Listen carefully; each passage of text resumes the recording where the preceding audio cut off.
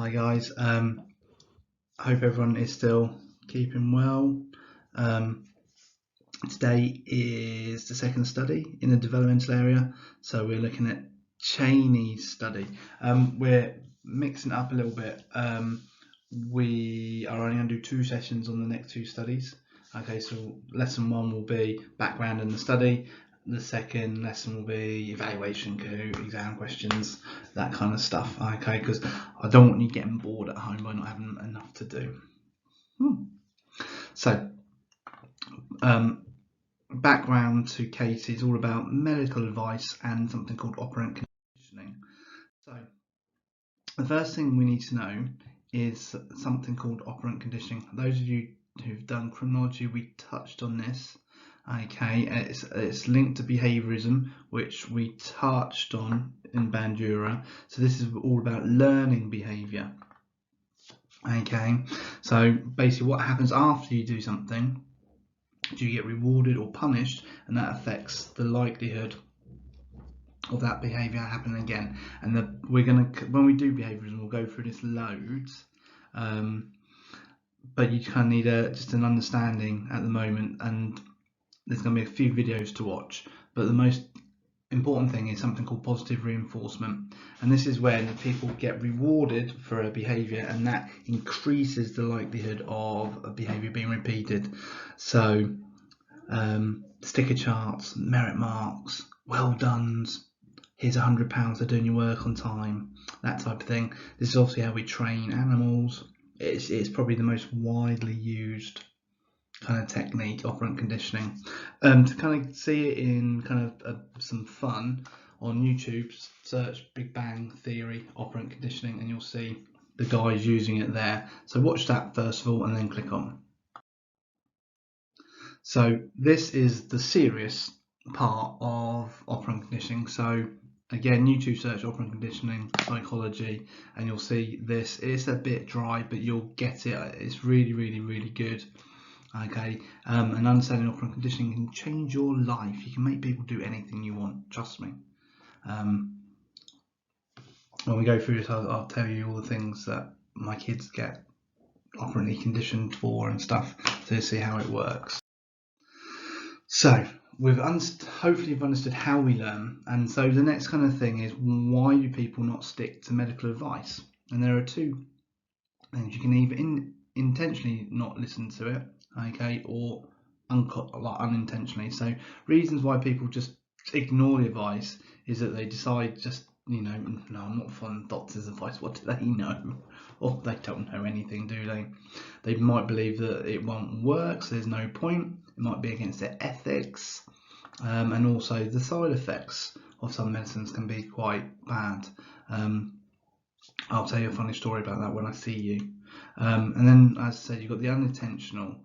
So you're just unable to do it, you forget, you can't pay for it. Luckily in this country that's less of an issue, but in other countries that's a big issue. I wonder how much in the long run we'll have to pay for coronavirus jabs, or if we'll have to pay, and how much money the companies will make. Interesting. And for some elderly people and people with cognitive deficiencies, confusion might play. So you might see in some people's houses they've got like a day of the week, just they know what pill to take every day, and they know if they've done it or not. So that's a way to kind of stop that.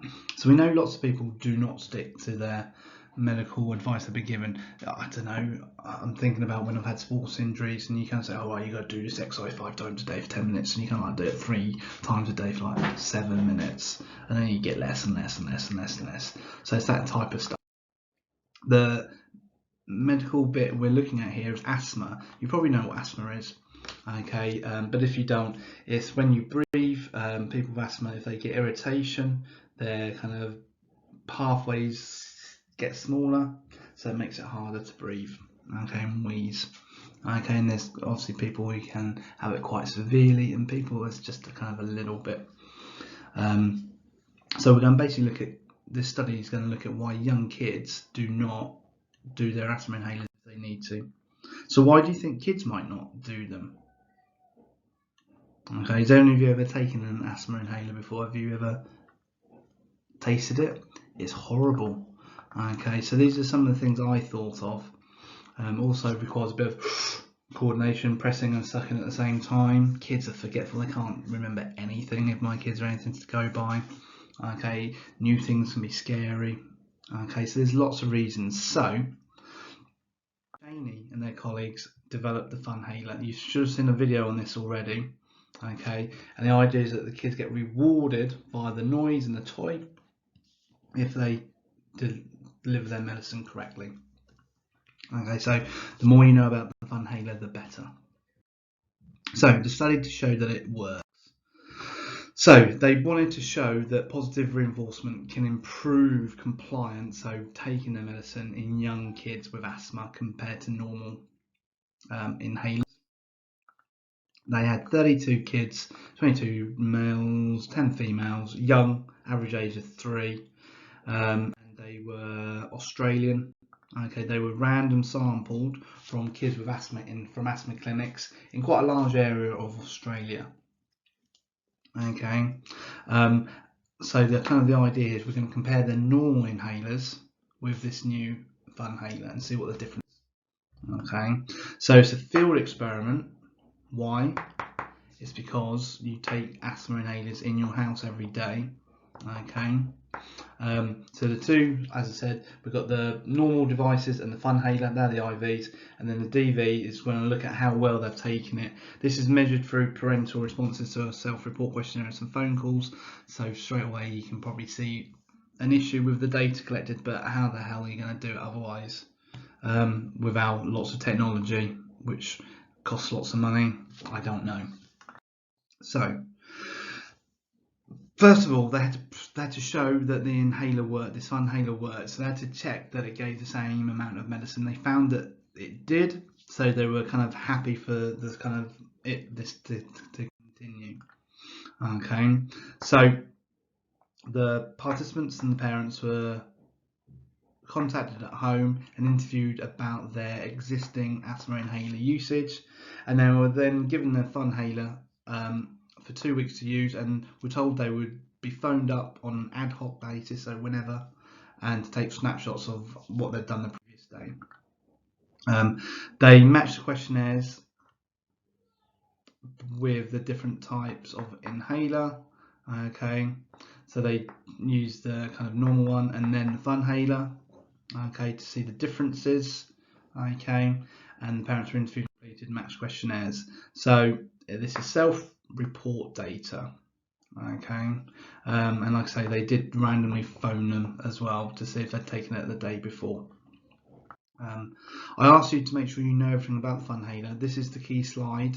Okay, so you can see why the inhaler should appeal to the children. Make sure you know those because that's linked to how this shows operant conditioning.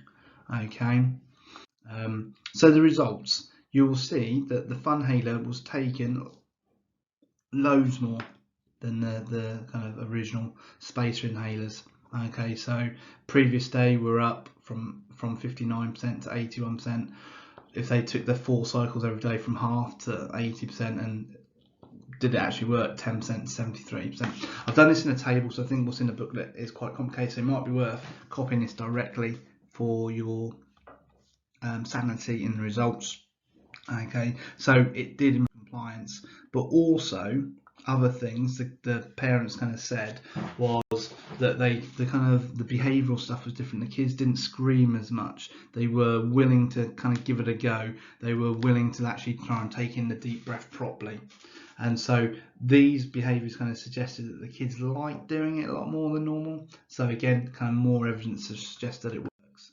And obviously they did therefore conclude that it improves the kids' usage of a medical machine and increases the adherence to their treatment. So that's a super good thing. Quite simple, great idea, could be applied massively across loads of different things. So what do I want you to do today? Your study summary. Okay, you need this done by the next session. Okay, well, we kind of do the usual stuff, and that'll be the last lesson of the term. Then we'll have a bit of a break and then crack on for the next 4 or 5 weeks until the end of the year. Okay, so as always, if you have any questions, just yell. I hope you're all well, staying safe, or sorry, stay alert, and everything's good. Cheers, guys.